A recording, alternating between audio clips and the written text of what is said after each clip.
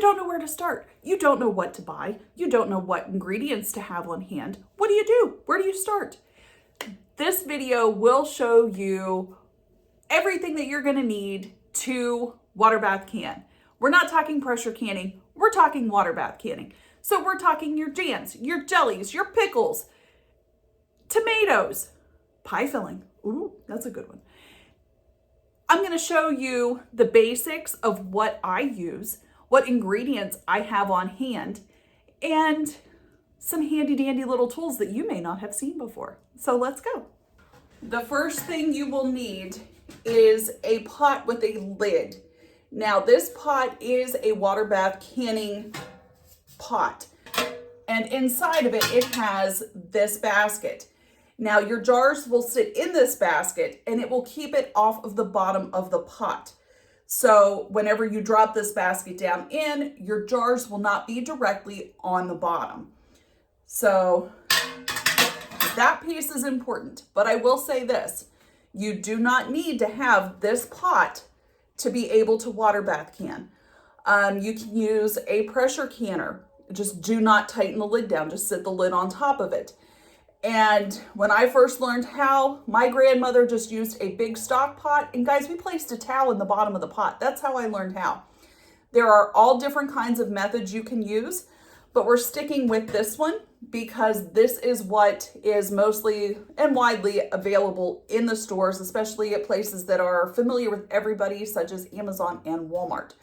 So that's where you can find these at. And it is a little bit of an investment. I'm not sure offhand how much these are, but they will last you for years. The next thing that you're going to need are jars.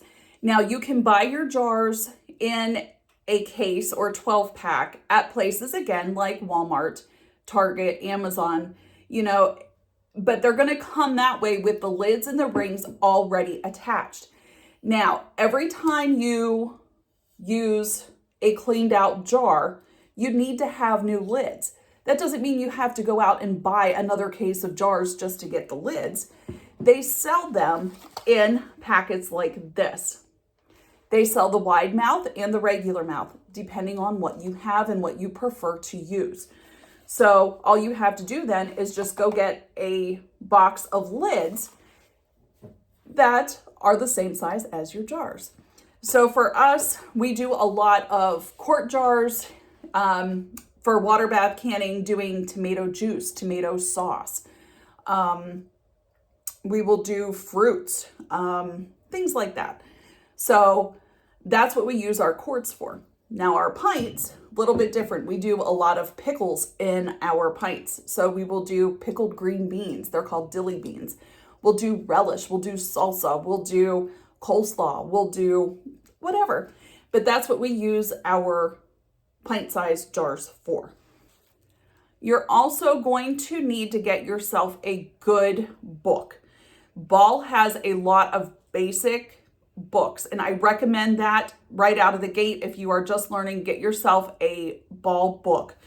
And as you become more familiarized with canning and the process and how to do it, then I would recommend books like this, because these ones have different varieties and different types of recipes to jazz up the basics.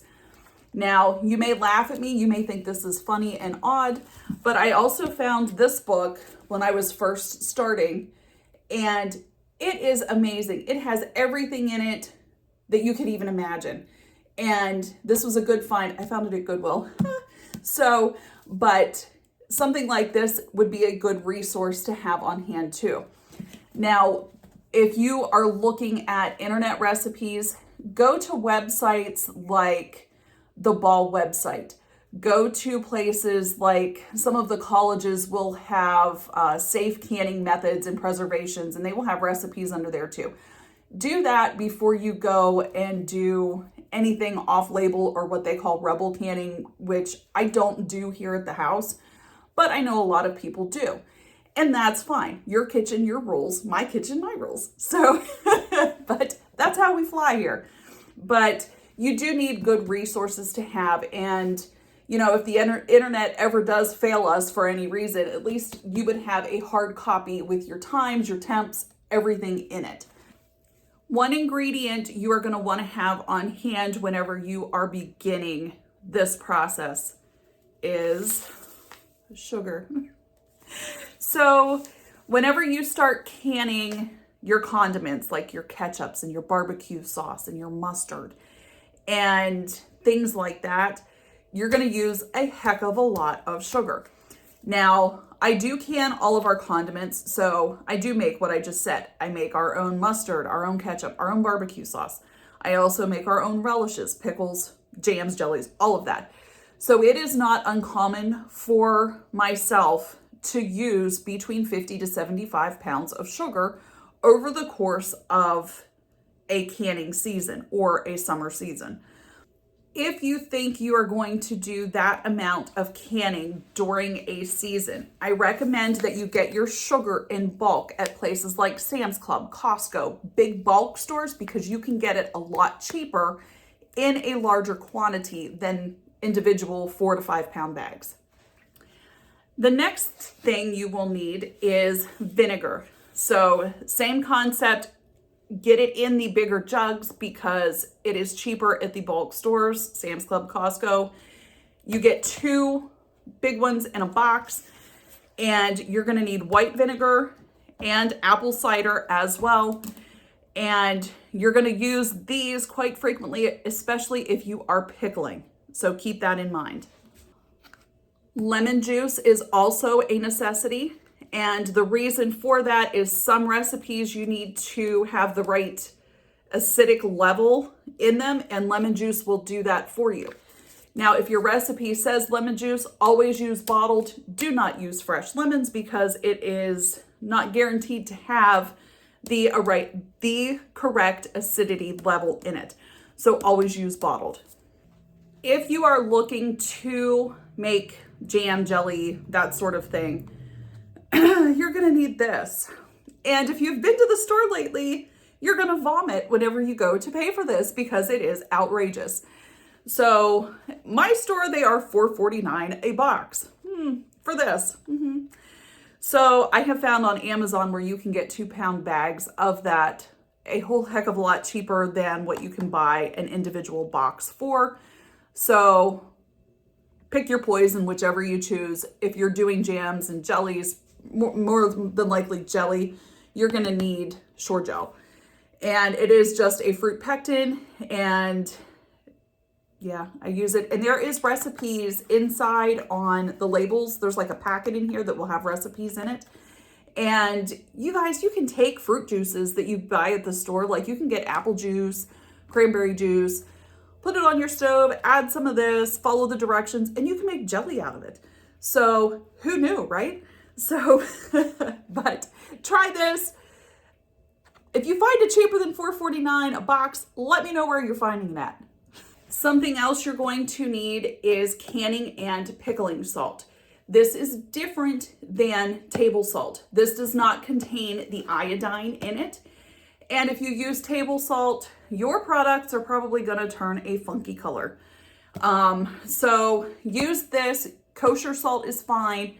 And, you know, some recipes may call for sea salt, but majority of your recipes that call for salt is going to be a canning or a pickling salt. So make sure you get the right product.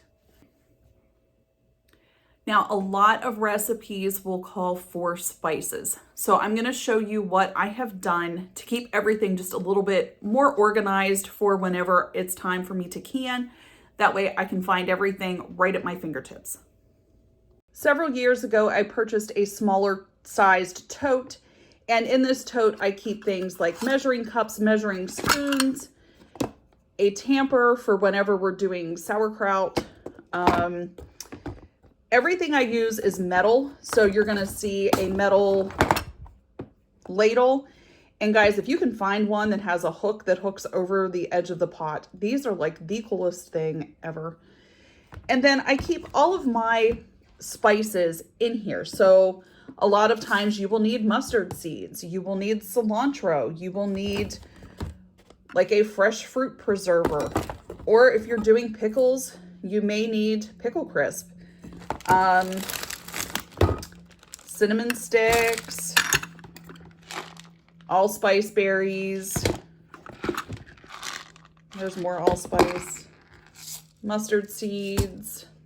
Things like this that, you know, you're going to need, and everything will be on hand.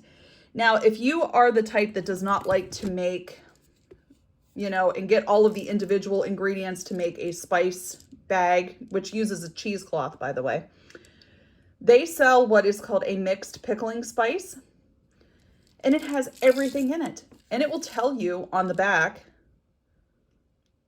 right here, some tips and stuff to use and everything that is included in it. So it's good to have too. And then I keep our black peppercorns on the shelf. But this is a good tool that all I have to do is just grab this bucket when I'm ready to can, and I know everything is going to be in here. You will also, you will also need a funnel. So they sell metal, plastic, whatever. Like I said, I prefer metal. Everything except my tamper is metal. Well, I say that, but then I can't hold anything. Except this guy. This is plastic. This is a debubbling tool.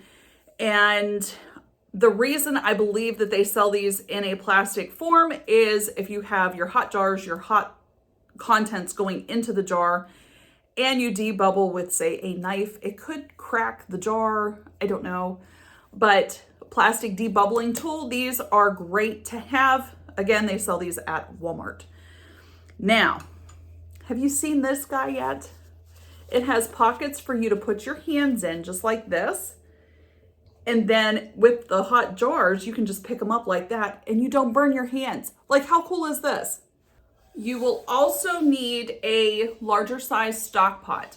The reason I say a larger size, whenever you are doing tomato juice, tomato sauce, these will fill up rather quickly. So I don't use this big one to make my jelly or jam with, but when it comes to my tomato products, I definitely use the bigger one and will fill it up in a matter of minutes.